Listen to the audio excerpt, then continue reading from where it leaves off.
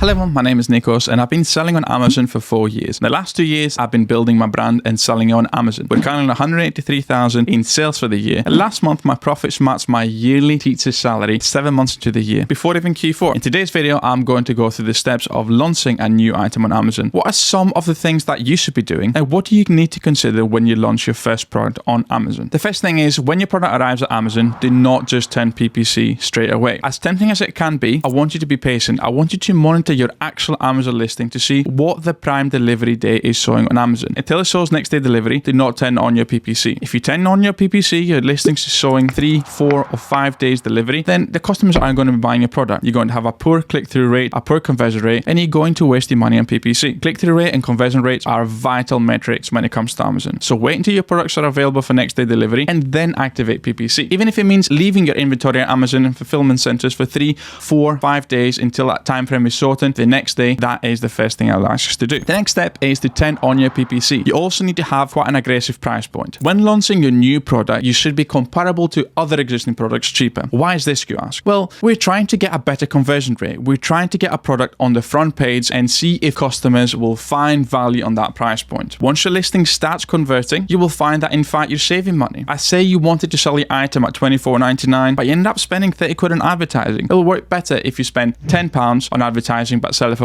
$14.99. Then you can increase by £1 every 3 days until you identify the maximum price the customer is willing to pay for your item. In regards to the PPC campaign, I suggest finding the most relevant 15 to 17 keywords using Helium-10 Cerebro. By the way, you just need it absolutely for that, and I've got code Nikos20 to get 20% off it. And you will find that those keywords have different volumes. Some will have volumes above 5,000, but some will have just 500. There is no point of putting them all under one campaign, as of course the high search volume terms will take over and consume the most of the PPC. So you could split the keywords on 3 exact campaigns, 5 keywords per campaign, and say if you wanted to spend 25 quid per day on advertising, you could have one campaign with £10 and the other 2 with 7.5 each. What I would do after the first 24 hours is log on the next morning and see how much of my daily budget I'm actually using. If you've got multiple campaigns, look for each campaign to see how much of your daily budget you are using in them. If you're not using all your daily budget, then you're probably going to need to increase your bids. If you're not getting enough clicks, then again, you need to increase your bids. If you're using up all your daily budget, then you probably can get away with reducing your bids slightly. So you either need to increase or decrease your bids to find the optimal point where you're getting the maximum amount of clicks for your money. If you reduce it too much, you won't use up your daily budget, and if you go too high, you end up using your daily budget super quickly. It's a balancing game, and you also need to adjust your overall daily budget based on how many sales you need to achieve. If you've segregated your search terms and your keywords for the exact match campaigns by search volume, which is a strategy that I just mentioned previously, you're going to find that your high volume campaigns are very likely to use your daily budgets, but the low volume campaigns are unlikely to do so. So you may not need to increase the bids on those low volumes. Check the impressions. If they're getting impressions, then it should be fine. It's just numbers game, really. If a keyword's got 30,000 search volume per month versus maybe a 500 search volume per month, it's going to take longer to accumulate that data. That's why high volume ones would generally use up your daily budget pretty much all the time, but low volume search terms won't. The other thing I want you to look at is negative keywords. If you're using broad phrase or auto campaigns. So if Amazon had introduced any search term based on those, you need to check your reports every 24 hours. And if there's anything irrelevant, make sure you add it to the negative list. The other things that I've been doing and that you should do for your product as soon as you got lives are the following. Add all of the keywords that you're targeting with your PPC exact match campaigns to the Helium-10 keyword tracker. This way you can track your organic rank and see a direct correlation between the keywords you're targeting with PPC and how those organic ranks will respond over the next few weeks with the sales that the PPC campaign are going to drive. With that direct correlation, you'll know whether you're getting value for your money. If you're investing in a particular keyword, is that organic rank improving? Add your product itself in a product tracking Helium-10, which is called alerts. This way you'll get an email notification if Amazon makes any changes to your listing or if someone else does something to it. For example, maybe Amazon remeasures your product and puts it into an incorrect tier, causing you to pay mass fulfillment fees that you shouldn't really be paying. That tracker will give you an alert. Maybe another seller makes a change to your listing, like changing the main image or the title, so your listing doesn't perform as well as it should be. Or perhaps you get your first 5-star review and your first 1-star review. You can get those alerts to monitor your listings. But that's pretty much for week 1. We don't do enough a lot in week 1 other than those things. The only other thing that you may need to do if you're inclined is to arrange your first 5-star review. Now, don't make that your first sale. Trying to get 3 or 5 sales under your belt via PPC and then arrange for someone, a distant contact, not a family member or a close friend who's been at your house or who you've had an Amazon delivery sent to their house or anything like that. Someone a bit more distant to buy your product. Ask them if they could leave a review. Hopefully, it will be a 5-star review.